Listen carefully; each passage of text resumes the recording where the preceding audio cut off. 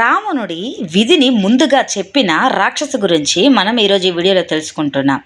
లంకలో సీతాదేవి చరవాసం అనుభవిస్తున్నప్పుడు అందరూ రాక్షసులు క్రూరులే కాదు. ఆమె చెంత త్రిజట అనే వృద్ధ రాక్షసు ఉండేది. ఆమె సీతను రహస్యంగా రక్షణగా నిలిచి ధైర్యం చెప్పేది. ఒక రాత్రి త్రిజటాకు భయంకరమైన కల వచ్చింది. కలలో రాముడు దివ్య రథంపై కూర్చొని ప్రకాశిస్తూ ఉండగా రావణుడు నూనెలో తడిసి ఎర్రటి వర్ణంతో దక్షిణ దిశగా ఓ గాడిలో పడిపోతున్నాడు. లంక అగ్నికి ఆహుతవ్వగా విభీషణుడు రాజ్యాన్ని పరిపాలిస్తున్నాడు. ఈ కలతో దిగ్భ్రాంతి చెందిన త్రిజట, దేవి ధైర్యంగా ఉండండి, రాముడు వచ్చి మీకు రక్షిస్తారు, లంక పతనమవుతుంది, రావణుని అంతం సమీపిస్తోంది అని సీతకు ధైర్యం చెప్పింది. కాలక్రమంలో త్రిజట తన కలలో చూసిన ప్రతి దృశ్యం నిజమైంది. ఆమె సీతకు అండగా నిలిచి లంకలో ధర్మం ఇంకా బ్రతికే ఉందని నిరూపించింది. దీని సారాంశం ఏంటో తెలుసా? అంధకారంతో నిండిన ప్రదేశంలో కూడా ధర్మాన్ని రక్షించేవారు తప్పకుండా ఉంటారు. జై శ్రీరామ్.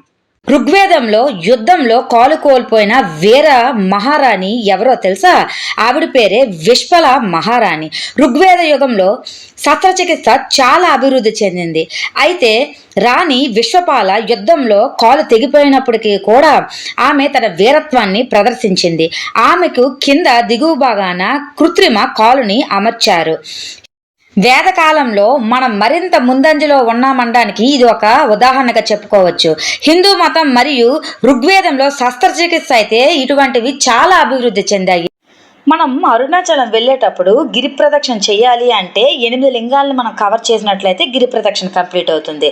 వీటిలో ఈశాన్యలింగము, ఇంద్రలింగము, అగ్నిలింగము, యమలింగము, నైరుతిలింగము, వరుణలింగము, వాయులింగము, కుబేరలింగము, ఈ మొత్తం 8 కంప్లీట్ చేసినట్లయితే మనకి గిరి ప్రదక్షిణ కంప్లీట్ అయ్యేటట్లుగా అవుతుంది మనకి.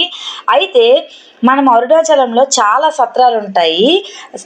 ఎటువంటి ఇబ్బంది లేకుండా ఒకే దగ్గర మంచి వసతి, మంచి భోజనము, గిరి ప్రదక్షిణకు అనువైన లింగము మనకు కావాలంటే ఈ ఆలయం అనే హోటల్కి వెళ్ళాల్సింది.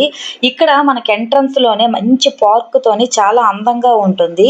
నెక్స్ట్ భోజనం కూడా చాలా బాగుంటుంది. ఈ ఆలయం అనే హోటల్ ఉంది కదా, ఇది ఈశాన్య లింగంకి పక్కనే ఉంటుంది. ఈ హోటల్లోని మనం ఒక రూమ్ తీసుకుని ఒక రూమ్లో 4 మెంబర్స్ స్టే చేసినట్లయితే ఎన్ని రోజులు మనం ఉంటామో అన్ని రోజులు కూడా మనకు ఒక 4 మెంబర్స్ ఉన్నాం అనుకోండి, 4 మెంబర్స్కి కూడా ప్రతిరోజు కాంప్లిమెంటరీ బ్రేక్ఫాస్ట్ ఉంటుంది. డిన్నర్, లంచ్ వచ్చి మనం పే చేయాలి. మనం అనుకునే ఫుడ్ కాకుండా అక్కడ ప్రతిరోజు కూడా ఒక మెనూ ఉంటుంది. ఆ మెనూ ప్రకారమే మనకు ఫుడ్ అయితే ఉంటుంది. ఇది హోటల్కి బయటికి రాగానే ఈశాన్యలింగం ఉంటుంది. ఈశాన్యలింగం నుంచి మనం స్టార్ట్ చేసి గిరి ప్రదక్షిణ చేయొచ్చు.